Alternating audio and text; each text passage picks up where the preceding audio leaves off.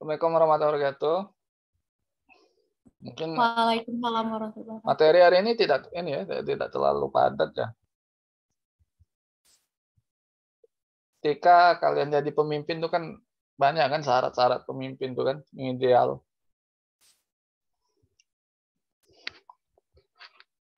Bentar lagi magang ya? Iya Pak, Mas insya Aka. Allah.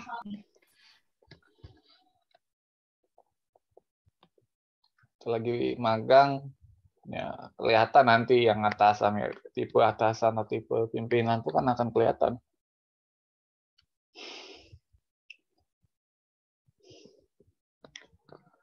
Nah, nanti kita syarat pemimpin sama ini ya, tipe pemimpin ya. Yang lain belum join ya masih ya? Mungkin jaringan. Tanggung kalian semester depan sudah mulai skripsi? Atau masih ada mata kuliah semester depan? Udah skripsi Pak. Kalau insya Allah kalau misalkan nggak ngulang MK, langsung masuk skripsi. Tapi misalkan ada yang ngulang lagi di semester depan. Yang penting IPK tuh minimal kalau bisa di atas 3,25 ya. Di atas, kalau yang komplit sih enak, bisa ngambil beasiswa. Kalau orang S2 harus lulus, mau lanjut S3 tuh minimal 3,25. Tuh mau lanjut S3. 3,3 lah kalau untuk orang S2 kan. Kalau untuk S1, lulusan S1 mau ambil S2, minimal 3 kalau mau lanjut. Tapi kalau yang mau yang nyari beasiswa itu yang paling komplot ya, itu ini ya, kalau bisa tamatnya agak cepet, bahasa Inggrisnya ya IELTS atau TOEFL.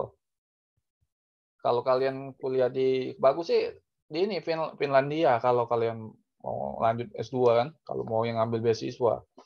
Teman saya ada yang dapat di S3 di Finland. Kalau di S3 dia pakai full bahasa Inggris, kalau di S2-nya ada yang dual bahasa, ada yang kelas internasional. Internasional dia pakai bahasa Inggris semua. Siapa tahu kan dari salah satu dari kalian ini bisa kuliah di situ kan. Kita nggak tahu nasib kalian nanti gimana kan. Nah, hari ini kita syarat pemimpin. Nah, menurut kalian itu syarat pemimpin itu yang apa saja yang kalian tahu itu? Syarat pemimpin. Ada berapa itu?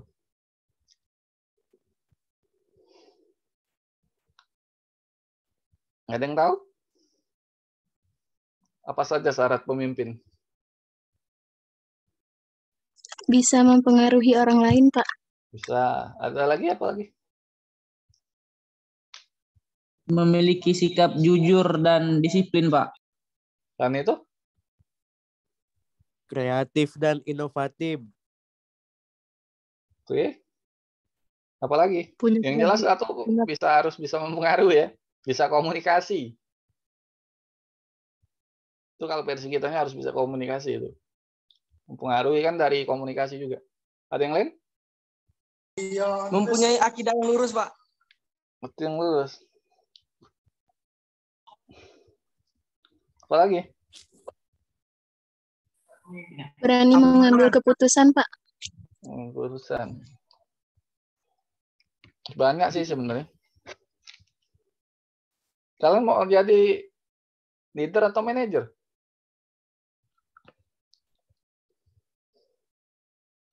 Siapa tahu kalian, salah satu dari kalian ini jadi leader nanti atau manajer di suatu perusahaan kan nggak tahu kita. Nasib kalian nggak tahu gitu kan. Entah Apik yang jadi nanti kan. Pak Putri atau JP kan nggak tahu.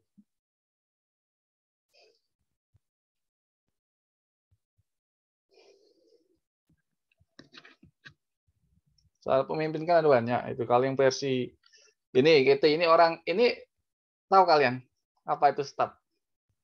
Syarat pemimpin itu harus staff. Ini orang pada saat saya kerja dulu ya itu dibilang oleh teman kan betul si Ucup dipanggil Ocep karena ada double nama Ucup makanya teman satunya panggil Ocep. Nah itu orang non Muslim bilang itu katanya syarat pemimpin itu harus staff. Apakah itu staff? Ada yang tahu nggak nih? Staff ini apa? Ayo. Yang tahu nggak? Apa ini staf panjangannya? Ini orang non-muslim mau bilang kayak gini. Ada yang tahu? Ini dari Al-Quran ngambilnya.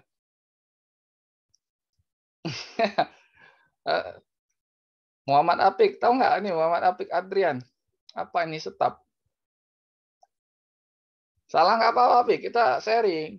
Ini sharing saya sama kalian juga sama waktu kerja dulu. Jadi kita nggak banyak teori ya. Nggak usah teori terlalu banyak. Unsur dalam pembantu pimpinan. Staf, apa itu staf? Panjangannya. S-nya apa, T-nya apa, A-nya apa, M-nya apa. Ini versi Islam. Ini orang non-muslim mau bilang kayak gini waktu kerja kemarin pas di Tangerang. Bilang kayak gini, katanya staf harus. Pemimpin itu harus staf. Ada yang tahu? Saya, Pak. Siapa? Dela, Pak. Dela Pinanda. Iya, Pak. Oh, yang teman yang di LinkedIn. Ya. Benar nggak, Pak? Ini kepanjangannya Sidik Tablik Amanah Fatona, Pak. Oke. Yang lain benar nggak bilang kayak gitu? Yang dibilang Dela. Ada yang nyangka nggak? Nggak apa-apa. Kalau salah ya salah. Well, kalau kalian mau makan permen, mau makan sambil belajar ya biasa. Minum. Nggak apa-apa. Cuman kalau merokok jangan ya. Kalau ini ya, kalau lagi di Zoom, kalau mau makan, minum ya biasa. Ada yang nyangka pendapat Dela? Benar nggak staf itu? Katanya tadi kayak gitu. Nggak ada? Benar, Pak. Benar. Benar nggak itu Putri? Putri Triana yang dibilang Dela? Benar, Pak. Itu Nggak salah. sifat Nabi. Nggak salah. Ini dari Al-Quran ini ya. Apa nih? Anak pesantren pas. Dia kan SMA Sumsel dia. Mungkin SMP-nya kali ya.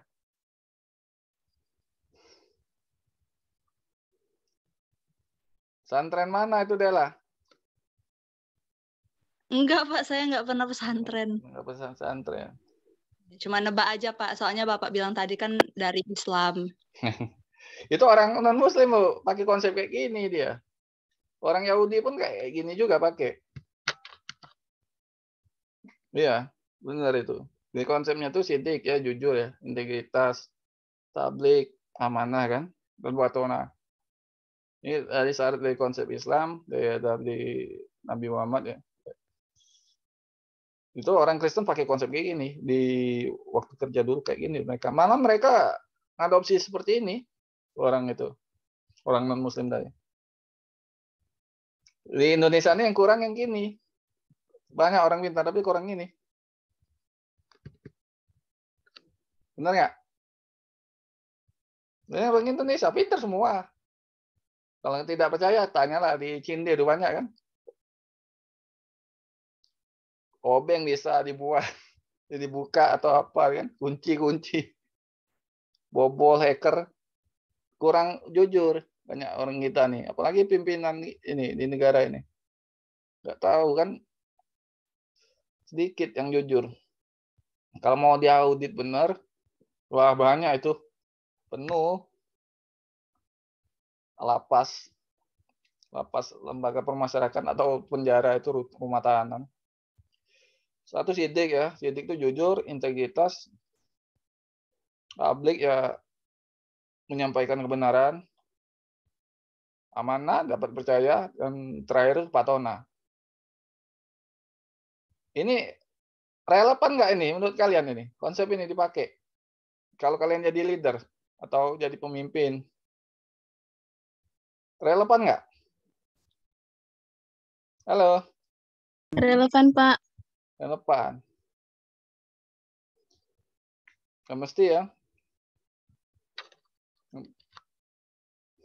Relevan ya. Kenapa dibilang relevan ini? Alasannya apa nih? Dibilang relevan, kenapa? Halo? Lapar nih masih. Atau kenyangan, mau tidur nih. Jam rawan emang jam 1. Apalagi ngajar yang jam 2:30. Jam 3, jam 4 udah jam rawan. Apa? Mana Widya nih? Iya, Widya Pak. mana? Widya, relevan. Ini relevan nggak ini? Iya, relevan. Karena kalau jadi seorang pemimpin itu kan yang dinilai pasti banyak hal yang dinilai dari diri seorang pemimpin. Nah, salah satunya bagaimana dia bersikap jujur dalam memimpin dan bagaimana dia berkomunikasi sehingga komunikasi yang dia sampaikan itu harus dapat dipercaya oleh orang-orang atau staf di bawah dia. Karena menjadi seorang pemimpin, kalau misalkan kita nggak jujur, satu kali aja kita nggak jujur, maka kepercayaan dari orang lain terhadap diri kita untuk memimpin itu akan hilang. Betul. Ini sudah dipakai oleh orang Barat ya, banyak kan orang Barat. Orang Barat udah mengkaji kan dari Al-Quran itu bisa diteliti. Kalau nggak percaya, boleh kalian teliti. Iya, banyak itu penelitiannya. Dari Al-Quran pun bisa diteliti. Tapi bagi yang berpikir. Kalau di kita kan agama itu kan bagi orang yang berpikir, kalau yang Muslim. Kalau agama lain kan beda-beda. Itu ranahnya masing-masing kan. Oke, lanjut ya. Nah, ini menurut Kartono. Kartono bilang kekuasaan dia harus ada ini ya. Selalu pemimpinan itu kan persyaratannya harus ada kekuasaan atau otoritas atau legalitas. Nah, otoritas atau legalitas ini biasanya dalam bentuk apa nih biasanya? Apakah bentuk SK atau surat tugas atau yang gimana? Yang kekuasaan nih. Apa surat pengangkatan? Apakah surat tugas? Yang kayak mana? Apakah benar itu? Pakai surat tugas atau surat pengangkatan? Kalau kita jadi penguasa atau jadi pemimpin. Mungkin kekuasaannya melalui dia dilantik dan juga diberi surat keputusan dia menjadi seorang pemimpin, Pak. Biasanya tuh SK dari yang lebih atas lagi, misalkan kayak gubernur kan dilantik lagi nih sama orang di atas dia. Kayak misalkan kami mahasiswa nih Pak, memimpin suatu himpunan mahasiswa. Nah, menjadi seorang pemimpin nanti dia harus dikasih SK sebagai legalitas dia untuk memimpin. Karena misalkan dia nggak ada SK atau surat keputusan, maka dianggap kepemimpinannya itu nggak legal atau dia tidak berjalan seharusnya menjadi seorang pemimpin. Ya, kalau syaratnya kan harus penguasa itu kan harus otoritas legalitas. Kalau nggak ada SK atau surat tugas, surat keputusan, surat pengangkatan, kata orang tuh di politik tuh kurang diakui atau kurang legitimate, kurang sah. Gimana mau ini kan berkomunikasi, orang mau nurut kan, ya kan? Ya itu dari sisi politiknya. Sebenarnya enak sih komunikasi. Komunikasi itu perlu dalam penguasa. Kalau cara mempengaruhi orang, kalau kita ada legalitas enak berkomunikasi dengan orang kan, enak kan? Kalau nggak ada legalitas, nggak ada SK, nggak ada surat tugas, susah, nggak bisa kita ini mempengaruhi orang terlalu gimana. Kalian belajar nggak ada teknik lobby negosiasi?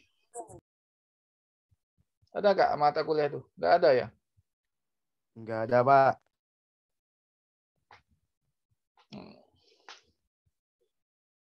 Pengantar politik sudah ya belajarnya semester 1-2 ya. Semester 1 kan? Sistem politik semester 2 kan? Iya, Pak. Komunikasi politik semester berapa? Ada kan? Jadi kekuasaan atau otoritas ini sangat perlu ya untuk biar kita mempunyai wewenang, dapat melakukan wewenang sesuai dengan tugas kita. tugas pokok, bisa mempengaruhi orang, menggerakkan bawahan untuk berbuat sesuatu yang kita inginkan. Tapi jangan sewenang-wenang. Nah, terusnya ada kelebihan, keunggulan, keutamaan sehingga orang mampu mengatur orang lain, sehingga orang tersebut patuh pada pemimpin dan sedia melakukan perbuatan tertentu. Biasanya kalau pemimpin itu kan ada keunggulan, kelebihan. Contohnya nih, misalnya si Putri, ahlinya di bidang ini kan di bagian humas, dia bisa lobby, negosiasi dengan pihak luar, dengan bawahannya bagus. Diceklah oleh pihak atasannya, HRD, pimpinan, letakin jadi manajer humas. Jadi karena keunggulannya jadi bisa banyak skill, dia bisa komunikasi dengan pihak luar, bisa bahasa Inggris juga.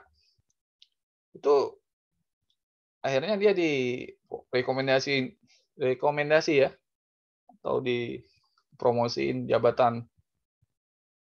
Kalian mau kerja nanti yang kayak mana? Ngejar target atau yang kayak gimana?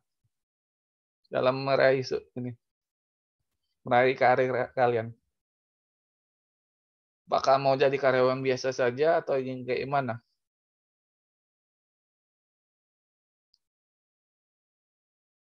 Halo, bentar lagi kalian tuh calon karyawan itu.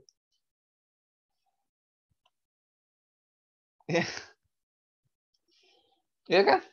Bentar lagi kan tamat kuliah. Udah kuliah, kerja. Nah, setelah itu, ya kalian sendiri ngaturnya. Kalau kalian punya keunggulan, biasanya orang jadi pemimpin itu kan ada keunggulannya. Pasti ada itu salah satu kemampuannya. Kalau jadi bawahan, kalian ngiring atasan kalian cara kerjanya, jangan berlawanan. Kalau bisa jangan sering konflik, ngiring aja. Kalau terlalu banyak konflik, kita juga nggak enak. Nggak enak melawan atasan kalau nggak ada argumen yang kuat.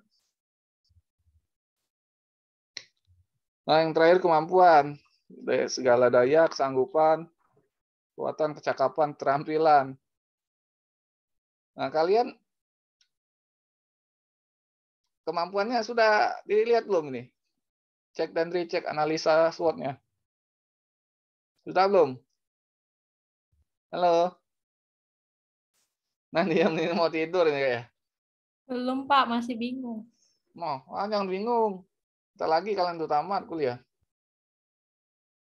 Nggak harus ada nih, kalau kalian mau masuk program MT ya, program atau calon pemimpin masa depan, salah ini kemampuan ini. Apakah kemampuan berkomunikasi atau apa? Apakah bisa bahasa Inggris, bisa komputer, bisa MC atau presenter. Ada teman tuh naik jabatan karena dia bisa berkomunikasi, jadi presenter. Lagi ya satunya. Bisa, pokoknya ada kelebihan dia. Nah, kemampuan inilah atau kelebihan inilah yang kalian punya. Itu kalau dilihat atasan kalian atau HRD yang nilai, tim verifikator atau tim monep evaluasi,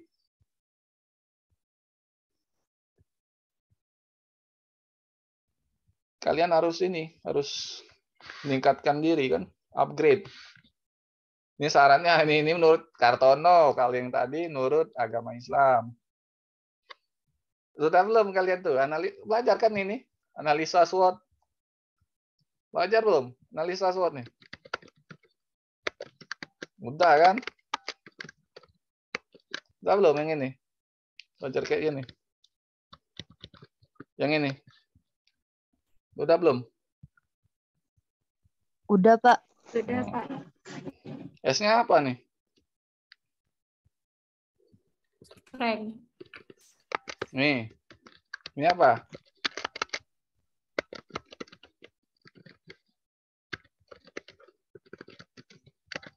Weakness. Weakness.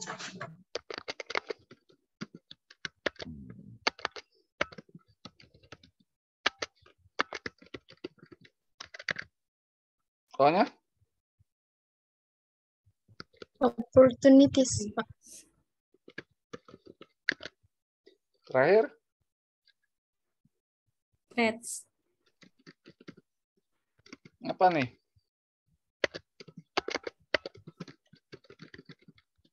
Ancaman atau tantangan?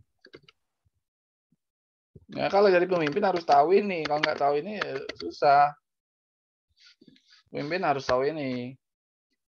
Peluang tuh apa nih? Untuk kesempatan. Mumpung kalian masih muda, kan enak kalau yang ada ini. Bisa ngukur kekuatannya apa nih kan? Misalnya kekuatan kalian di mana nih? Misalnya keunggulan kalian di komunikasi kan? Kekurangannya misalnya di bahasa Inggris. Yang ini misalnya kekurangannya di bahasa Inggris misalnya. Kalau ini komunikasi presenter.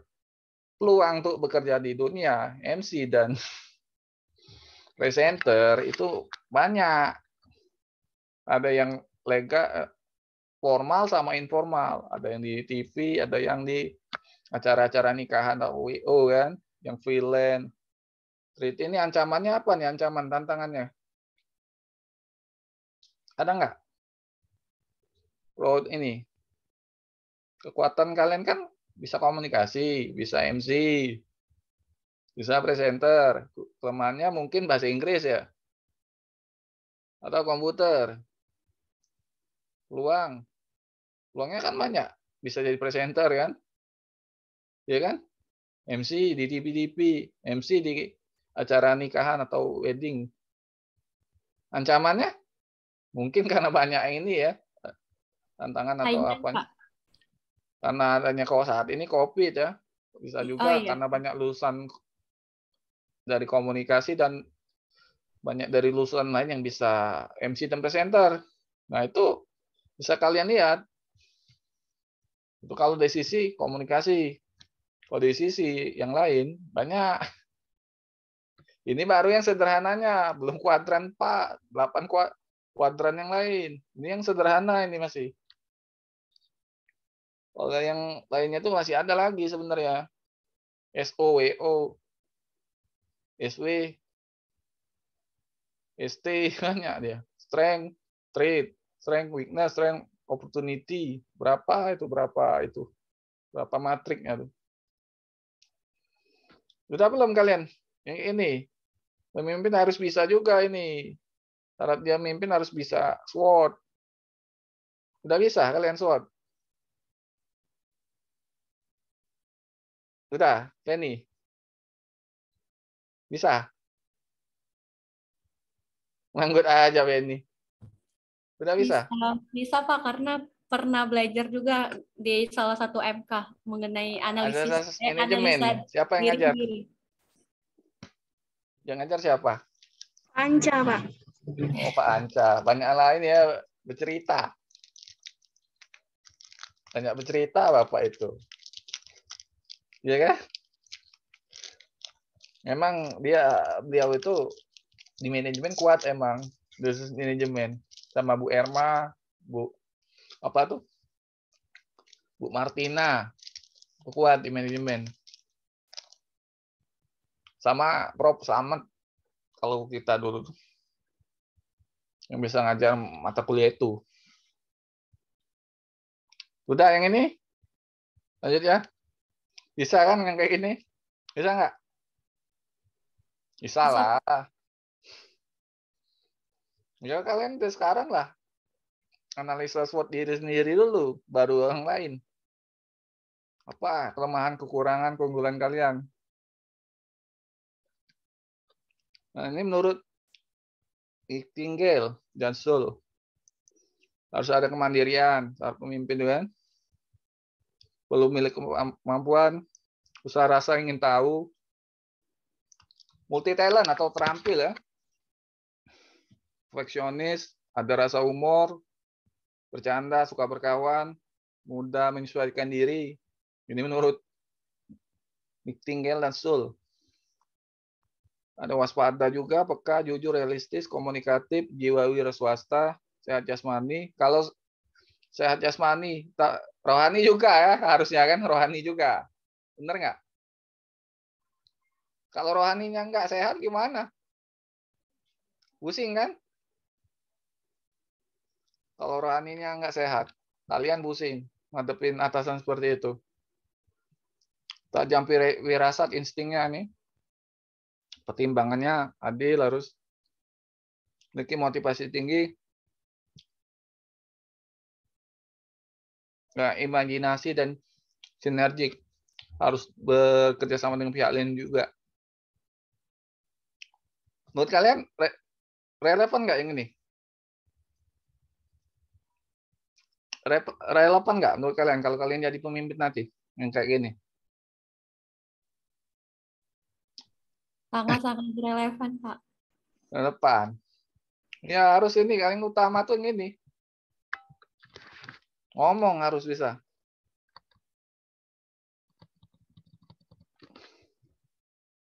Kalau nggak bisa ini, susah kan?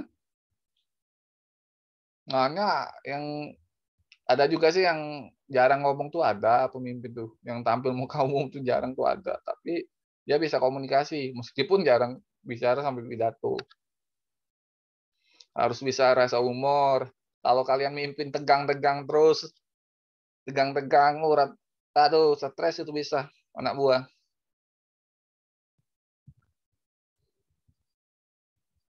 Anak buah kalian pusing nanti.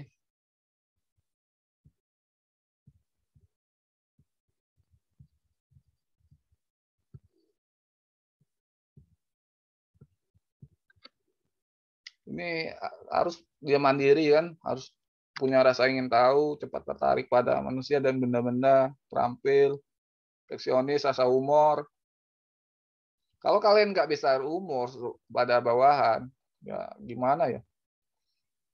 Nggak kaku nanti kalau kalian mimpin kayak gitu. Kalau nggak sehat jasmani ya susah. Apalagi kalau rohani ya. Ya nggak? Kalian pengen nggak pemimpinnya tuh rohaninya nggak ini? Nggak sehat. Dipimpin oleh orang yang rohaninya nggak sehat. Pengen nggak? Enggak, Pak. Nggak kan? Kalau tubuhnya sehat, biasanya jiwanya sehat juga. Cuman nggak tahu kan? Kalau orang gila, jasmaninya sehat, rohaninya enggak kan? Nah, jadi pemimpin kita harus rohani, kita harus sehat dulu. Banyak loh yang pemimpinnya agak sakit jiwa tuh ada. Ada. Hari ini ngomong A, besok ngomong B, itu ada itu. Di tempat kerja pun pasti ada, kayak itu tuh pasti ada. Nah, iya. Tinggal kita aja menyesuaikan aja. Kalau bisa kita profesional, kalau bisa jangan terlalu sering ya. Kalau ketemu pemimpin yang seperti itu, kita sebatas ya hubungan profesional aja. Jangan terlalu ini ya, dia ditanggapi omongannya, jangan diambil masukin hati. Biar kita bekerjanya bisa profesional. Yang sampai sini paham yang ini ya? Relevan ya untuk kalau kita jadi pemimpin? Relevan kan? Oke. Ini siapa nih? Ini siapa? Ridwan Kamil. Materi ini enggak panjang kan hari ini, cuma satu pemimpin dengan tipe pemimpin. Ridwan Kamil. Gimana nih sosok dia nih? Yang kayak mana? Inovatif kah atau visioner kah? Atau yang kayak mana?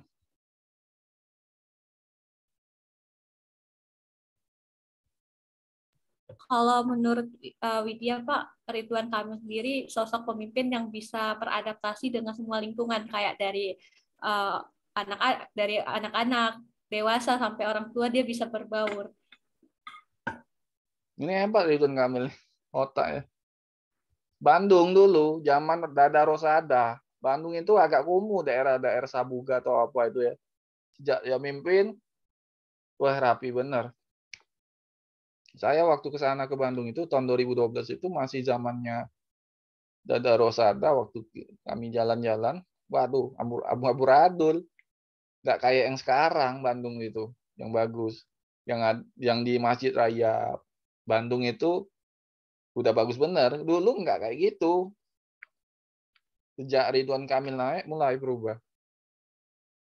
Jadi enak pokoknya. Apalagi daerah Dagu tuh yang kayak gimana, daerah Sabuga, Dagu. Cuman kalau kalian ingin di Bandung itu enak kan ini ya, sekolah musik untuk dagang ngambil barang atau apa memang banyak di situ. Barang yang agak untuk orang untuk yang jualan ya biasanya. Kalau yang mau yang dunia seni, Bandung juga oke. Bagi yang ada jiwa musik atau entertain ya. Untuk kuliah, komunikasi, ya sih itu bagus. Administrasi publik juga bagus itu. Apalagi komunikasi di Unpad itu bagus. Profesor Atwar Bajari itu sudah saya ketemu dengan itu. Guru besar ilmu komunikasi waktu ada kerja ini kan. Ada dia ke Palembang waktu itu. Ada acara, ikut acara bantuan di acara dia. Nah, kalau kalian kuliah di Unpad, carilah Dr. Atwar Bajari untuk jadi pembimbing tesis ya. Kalau kalian lanjut S2, itu insya Allah bagus itu. Apa itu? Enak apa itu ngaji ini. Orangnya welcome, nggak tinggi orangnya, ngomongnya nggak tinggi, halus bener. Dan dia itu kalau berkomunikasinya bisa nyesuaiin dengan keadaan. Jadi kalau kalian di referensi untuk kuliah, misalnya kalian nanti kuliah ya, pilihlah Bapak itu jadi pembimbing tesis. Kalau kalian mau yang S2. Itu saran aja sih. Nah, apa saja pemimpin yang kalian ketahui? Ada berapa macam nih? Sebenarnya sih banyak sebenarnya. Yang umum aja kita. Ada berapa?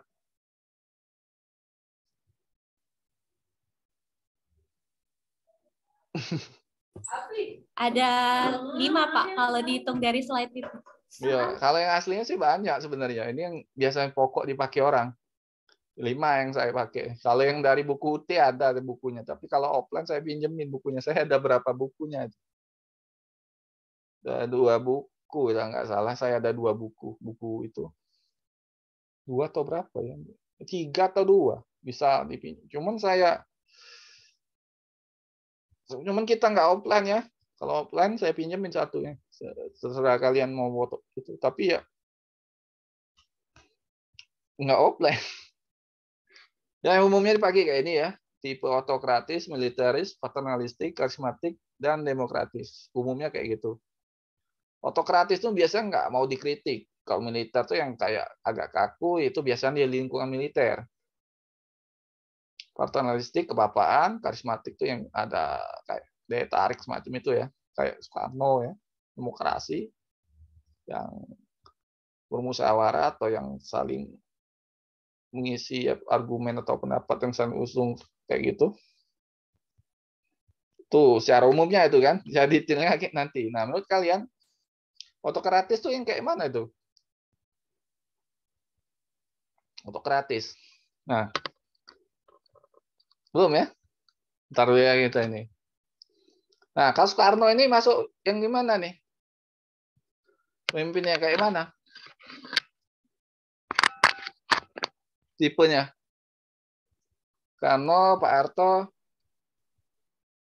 Habibie, Gus Dur, Megawati, sama SBY. Yang mana nih tipenya nih? Kayaknya lah. Kalau Soekarno masuk tipe kayak mana? Soekarno. Halo.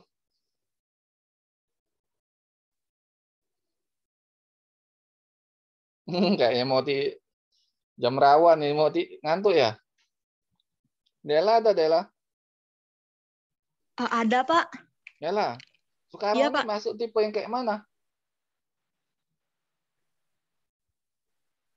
Soekarno ini sepengetahuan saya ya Pak, masuk ke jenis pemimpin otoriter nggak sih Pak? Otoriter enggak ke? Soalnya dia apa ya, kayak nge-pledge gitu apa kalau dia ini presiden seumur hidup gitu. Hmm. Hmm. Kalau Pak Harto, ada yang tahu Pak Harto tipe yang kayak mana nih? Pak Harto. Kalau Pak Harto ini otoriter, Pak. Otoriter. Kalau Kalau menurut Habibie saya Soekarno tadi karismatik malah, Pak. karismatik. Kalau yang Soekarno tadi. Kalau Habibie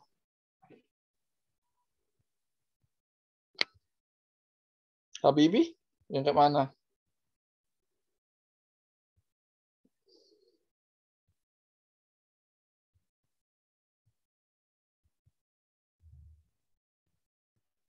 Kalau Habibie demokratis, Pak.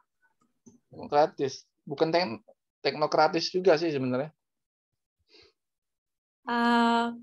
Karena beliau selama memimpin itu kan melahirkan banyak ide-ide inovatif untuk kemajuan Indonesia. Salah satunya kan pada saat kepemimpinan beliau, keuangan Indonesia itu atau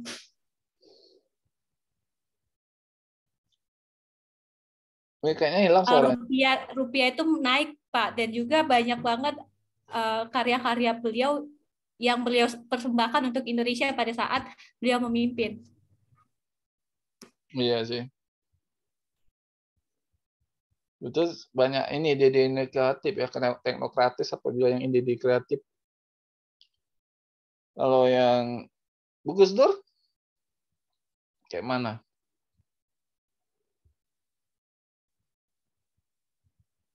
Gus Dur.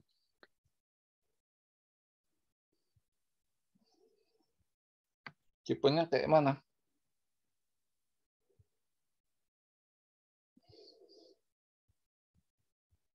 Kalau menurut saya Gus Dur demokratis, Pak. Karena pada masa dia itu kan apa ya, agama Konghucu juga pertama kali diakui di masa pemerintahan dia. Terus kaum minoritas juga lebih diakui pada masa pemerintahan dia, Pak. Jadi menurut saya dia demokratis.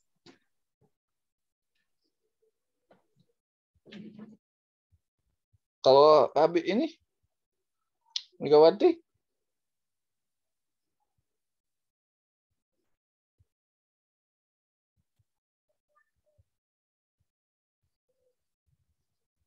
Megawati yang kayak mana?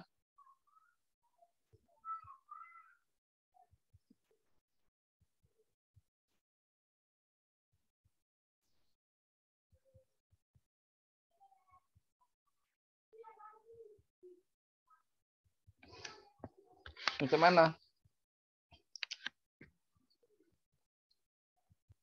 Banyak ya sebenarnya. Ini yang secara umumnya ke Megawati ini sih masukin kayak mana nih? Megawati nih. Demokrasi atau gimana? Nggak kelima ini.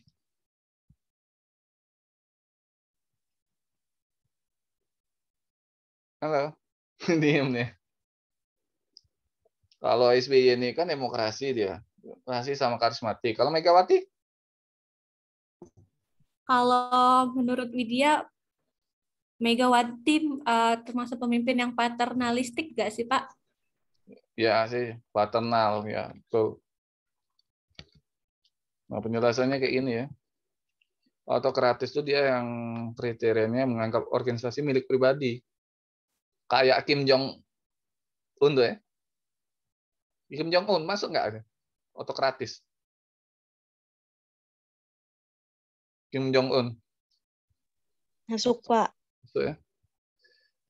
Tujuan pribadi, bawahan sebagai alat semata-mata, tidak mau menerima kritik, saran. Itulah otokritik juga autokratis nih sebenarnya, otoriter. Kalau tergantung pada kekuasaan formal ya. Ini biasanya negara-negara yang komunis biasanya banyakkan kayak gini. Atau yang one party system kata orang. Dalam sistem politik kan ada yang namanya sistem satu partai. Biasanya negara satu partai yang biasanya kayak gini. Negara komunis yang biasanya kayak gini. Ini yang otokratis. Contohnya nih salah satunya nih yang pemimpin negara Korea Utara dan sama Cina. Tipe militeristis nih ya militer. Biasanya di polisi sama kepolisian sama TNI ya. Ya enggak? Benar nggak nih? Oh, dia malah kayak mau tidur. Benar nggak? Benar, Halo. Pak. Dan mengatakan bahwa ada sistem perintah sering dipergunakan. Biasanya tipe ini agak kaku biasanya. Formal kan, formalitas. Senang formalitas tergantung pada jenjang pangkat jabatan biasanya. Disiplin yang tingkat kaku, benar kan? Suka menerima kritikan. Kalau kalian di sistem di militer, ya mau nggak mau kayak gini. Siap dan pasti kayak gitu dia. Nggak bisa bantah atasan. Kalau yang bercita-cita jadi TNI dari jalur S1 ya, atau polisi dari jalur S1, ya siap-siap tipe militeristis. Kalau kalian masuk ya, masuk institusi Polri atau TNI. Pasti dia gemar upacara, briefing tiap Senin. Nggak dia di TNI aja. Ada juga di suatu institusi itu hampir tiap minggu briefing mulu, tiap hari briefing mulu, kayak pusing itu. Itu kayak tipe militer. Briefing tuh boleh sama anak buah sama bawahan itu, tapi jangan terlalu sering. Kalau ada acara-acara penting atau instruksi untuk penyelesaian pekerjaan, ya oke lah. Kalau lagi tiap hari mau briefing ya bosen lah. Memang perlu untuk briefing itu, cuman ya tapi jangan terlalu gila hormat.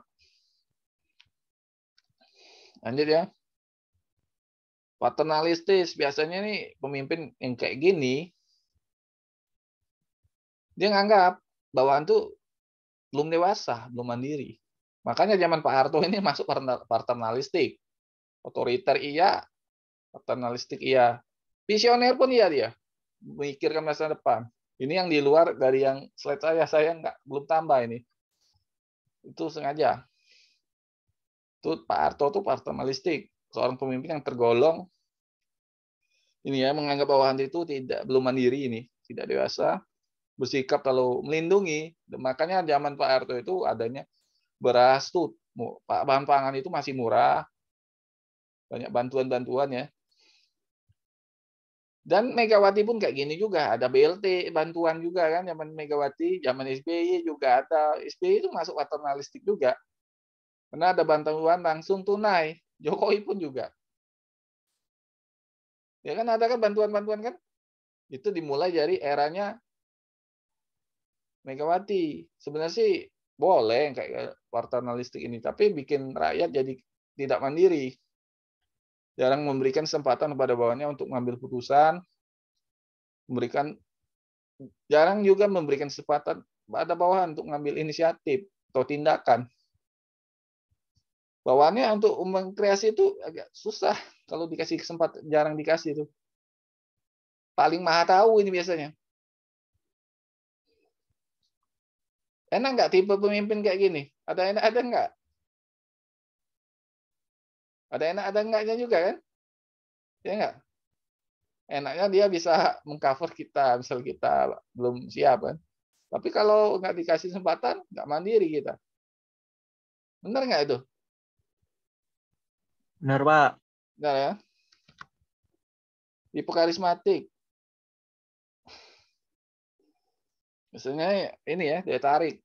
Ini ya Soekarno tadi kan, dia tarik mungkin karena dia pintar ngomong pidato, berkomunikasi, apalagi dia sayangnya minusnya apa ya? Soekarno ini pada saat negara genting dia nikah lagi. Iya,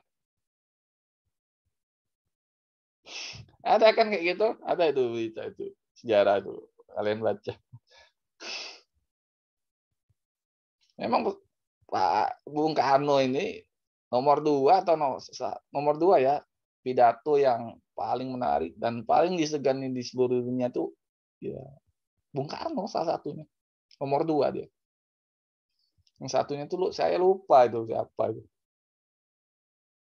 Pidatonya pasti orang tuh nonton. Nggak ini. Pasti melihatnya itu wah kayak gitu.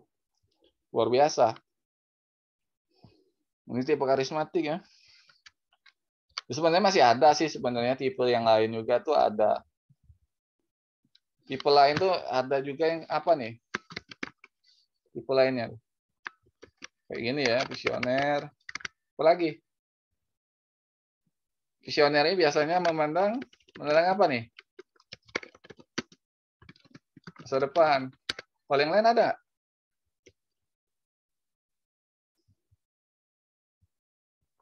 Delegatif ada nggak? Ini kayak mana delegatif?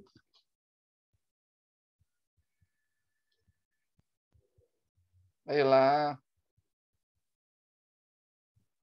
Kalau delegatif itu, silakan Fen. Ya kan? Ini aja duluan, nggak apa-apa. Biasanya memberi mendelegasikan wewenang dia pada anggota lain, Pak. Jadi dia nggak sendiri gitu.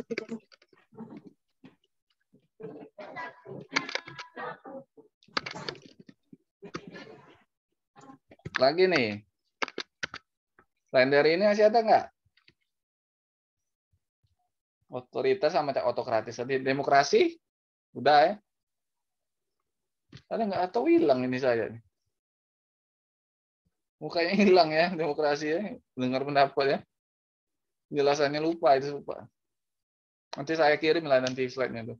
Saya lupa kopinya nanti. Apalagi nih? La haula